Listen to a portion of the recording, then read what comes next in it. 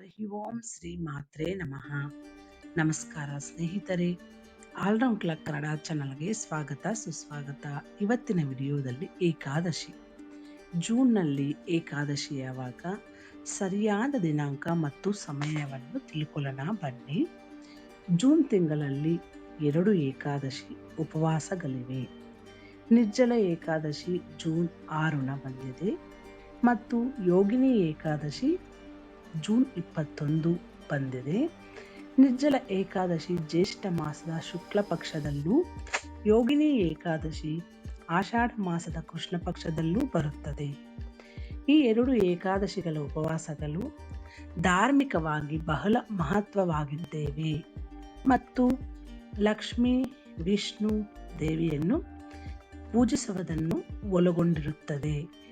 ಈ ಉಪವಾಸಗಳ ಕುರಿತು ಇವಾಗ ತಿಳ್ಕೊಳ್ಳೋಣ ಬನ್ನಿ. ವಿಡಿಯೋ ಪೂರ್ತಿ ನೋಡಿ. ವಿಡಿಯೋ ನಿಮಗೆ ಇಷ್ಟ ಆದರೆ ಶೇರ್ ಮಾಡಿ. ಹೊಸದಾಗಿ ನಮ್ಮ ಚಾನಲ್ ನೋಡ್ತಾ ಇದ್ರೆ ಸಬ್ಸ್ಕ್ರೈಬ್ ಮಾಡ್ಕೊಳ್ಳಿ. ಪ್ರತಿ ತಿಂಗಳು 2 ಬಾರಿ ಏಕಾದಶಿ ಉಪವಾಸವನ್ನು ಆಚರಿಸಲಾಗುತ್ತದೆ. ಇದು ಸಂಪೂರ್ಣವಾಗಿ ವಿಷ್ಣುವಿಗೆ ಅರ್ಪಿತವಾಗಿದೆ. ಈ ದಿನ ವಿಷ್ಣುವಿನ ಜೊತೆಗೆ ಲಕ್ಷ್ಮೀ ದೇವಿಯನ್ನು ಸಹ ಪೂಜಿಸಲಾಗುತ್ತದೆ.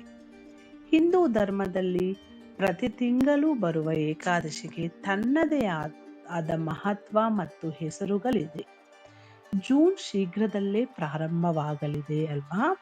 ಈ ಜೂನ್ ತಿಂಗಳ ಏಕಾದಶಿ ದಿನಾಂಕಗಳ ಬಗ್ಗೆಯೂ ನೀವು ತಿಳಿದುಕೊಳ್ಳಲು ಬಯಸಿದರೆ ಈ ಲೇಖನ ಪೂರ್ತಿ ವಿಡಿಯೋ ನೋಡಿ.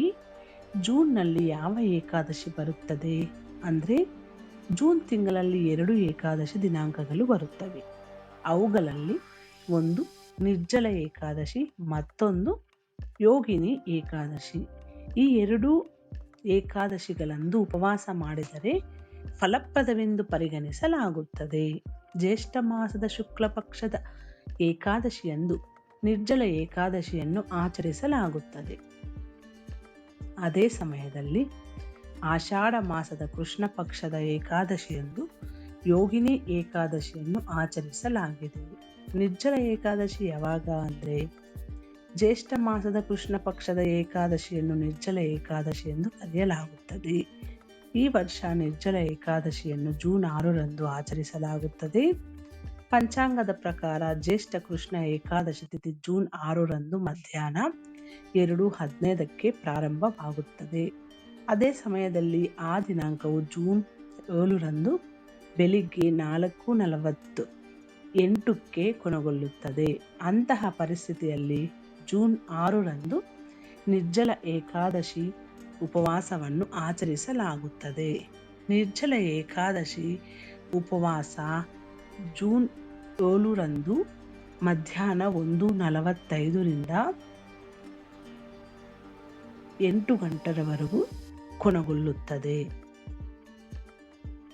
ಇನ್ನು ಯೋಗಿನಿ ಏಕಾದಶಿ ಯಾವಾಗ ಅಂದರೆ, ಆಷಾಢ ಮಾಸದ ಕೃಷ್ಣ ಪಕ್ಷದ ಏಕಾದಶಿಯನ್ನು ಯೋಗಿನಿ ಏಕಾದಶಿ ಎಂದು ಕರೆಯಲಾಗುತ್ತದೆ.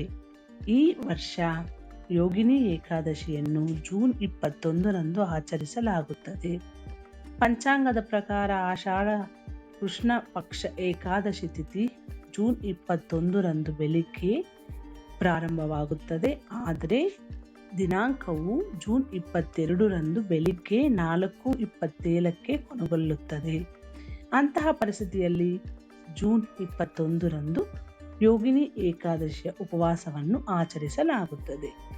ಯೋಗಿನಿ ಏಕಾದಶಿಯ ಪರಾಣ ಸಮಯ ಜೂನ್ 23ರಂದು ಬೆಳಿಗ್ಗೆ 5:24ರಿಂದ ಬೆಳಿಗ್ಗೆ 8:12ವರೆಗೆ ಇರುತ್ತದೆ. ಇದು ಸ್ನೇಹಿತರೆ ಈ ವಿಡಿಯೋದಲ್ಲಿರುವ ಎಲ್ಲ ಅಂಶಗಳು ನಿಮ್ಮ ಸ್ವಂತ ವಿವೇಚನೆ ಬಳಸಿ ನಿರ್ಧಾರಗಳೆಲ್ಲ ತೆಗೆದುಕೊಳ್ಳಿ. ಈ ವಿಡಿಯೋ ನಿಮಗೆ ಉಪಯೋಗಕರ ಅನಿಸಿದರೆ ಶೇರ್ ಮಾಡಿ. ಹೊಸದಾಗಿ ನಮ್ಮ ಚಾನಲ್ ನೋಡ್ತಾ ಇದ್ರಿ ಸಬ್ಸ್ಕ್ರೈಬ್ ಮಾಡ್ಕೊಳ್ಳಿ. ಮುಂದಿನ ವಿಡಿಯೋದಲ್ಲಿ ಸಿಗೋಣ. ಅಲ್ಲಿವರೆಗೂ ಧನ್ಯವಾದಗಳು.